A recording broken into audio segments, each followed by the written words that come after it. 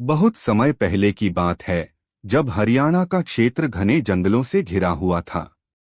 उसी जंगल के बीचों बीच एक शांत और निर्जन स्थान था, जहां ना कोई बसावट थी और ना ही कोई इंसानी आवाज। स्थानीय लोग उस जंगल में जाने से डरते थे, क्योंकि वहां अजीबोगरीब घटनाएं होती थीं। कभी रोशनी चमकती, कभी घंटियों की आवाज आती, तो कभी हवा में चंदन जैसी सुगंध फैल जाती। उसी गांव में एक साधु महात्मा आया, जो भगवान की भक्ति में लीन रहता था। एक रात वह साधु जंगल में ध्यान करने गया और वहीं एक पेड़ के नीचे बैठ गया। आधी रात के समय जब वह ध्यान में था, तभी एक तेज प्रकाश हुआ और उसी प्रकाश के बीच एक दिव्य देवी प्रकट हुई।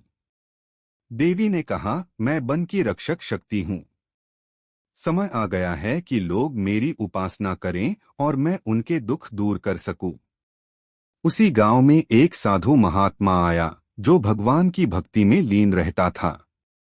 एक रात वह साधु जंगल में ध्यान करने गया और वहीं एक पेड़ के नीचे बैठ गया। आधी रात के समय जब वह ध्यान में था, तभी एक तेज प्रकाश हुआ और उसी प्रकाश के बीच एक दिव्य देवी प्रकट हुई। देवी ने कहा, मैं वन की रक्षक शक्ति हूँ।